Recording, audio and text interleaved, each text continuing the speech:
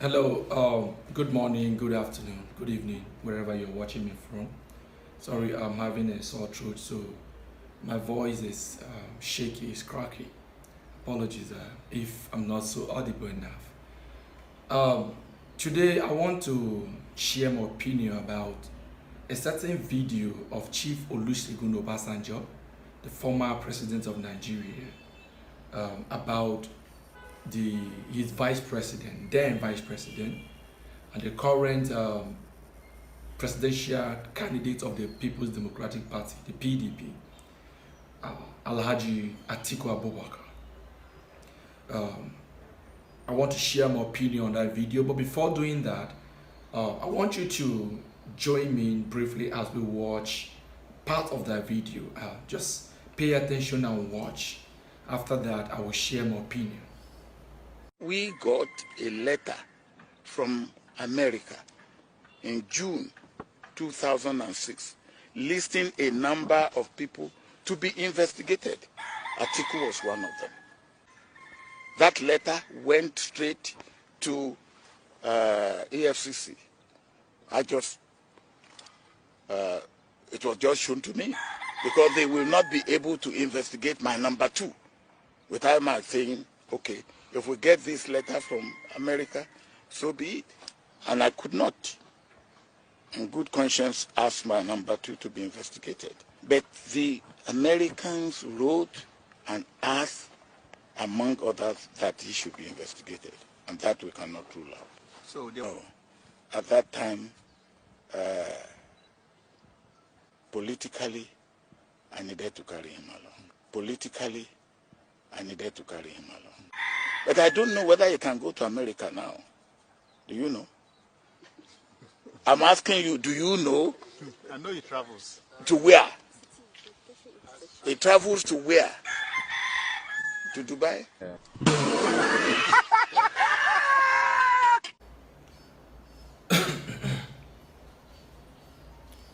So, after watching this video, I couldn't help but have a say on this video.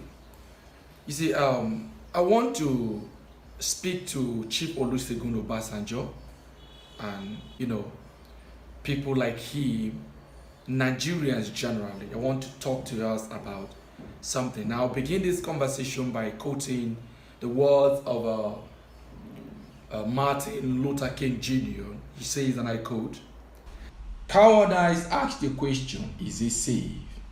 Expediency asks the question, is it politic?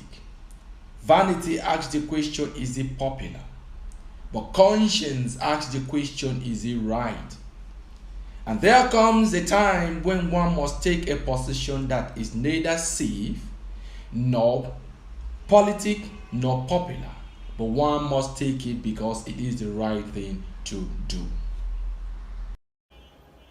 You see, Obasanjo had a chance to deliver Nigeria of a chronic disease, a chronic virus that has bedeviled this country for years before his period as a president and still going to today.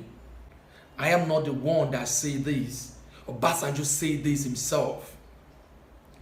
Now, what did he do? He had a chance to put to rest a man that was tagged a thief by the United States of America, and he himself was aware of this, but he took a position that was political. He was more concerned about his political career as a person. He never thought about his conscience as a human being. He never thought about your future, my future, and the future of Nigeria as a whole. He was more concerned about how the destiny of PDP was going to be like without Atiku. You see, people like Obasanjo are the problem. People like Obasanjo are the reason why we are in this quagmire. We are in this deep shit in this nation. Because they will never think about the future of Nigeria. They are always about elections and politics. And it brings me to a popular quote that says that politicians think about the next election, while elder statesmen think about the future of the citizens. It is right to say that Nigeria has no elder statesmen, because from the young man to the oldest man in the country, everyone is thinking about how their political parties will win elections, and no one is giving a damn about the future of the citizens and Nigeria as a country. Today, I put it to you, every young man out there. I put it to you, every old man out there. That woman in the marketplace, that Okada man, that struggling man out there on the streets, that rich man down the road. I put it to you that there will come a point in the history of Nigeria, and that time is now, when you all shall take a decision or a position that will be anchored on 3 cardinal points. It shall be either about politics, it shall be expedient, it shall be about conscience, or it shall be about popularity. And when that time comes, 2023, I want you to remember that the destiny of this country depends so much on your choice. Whether you want to play politics with the destiny of this country, do you want to think about your conscience? Do you want to do it because it is popular? Because a political party that is very famous in the country, it is that political party with that structure? Is that what is on your mind? Or you want to do it because you want to favor the Yoruba and Fanifere kingdom? Or you want to favor the Indigo? Or what is on your mind is the Ariwa interest? May I encourage you to take a decision that is based on your conscience. And your conscience will tell you if that is right or wrong. He who knows what is right and wrong, but decides to do that which is wrong, is a sinner. That is what the Holy Book says. I want you to make that choice based on your conscience. That is going to be good for this nation. It is going to favor your future and the future of your children in this nation.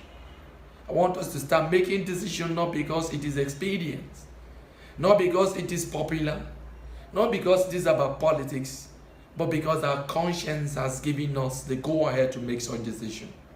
Until we start doing that, we can never make headway. And that was what Obasanjo did, and today he's regretting it. Today, his name can only be remembered for one thing: that man that has a chance to make a right decision but decide to go for politics. I encourage you to vote in 2023 and vote wisely. Vote for the candidate that will save Nigeria from this quagmire. Once again, it is yours, Dr. Ben Shedrack, signing out. Thank you for watching. Cheers.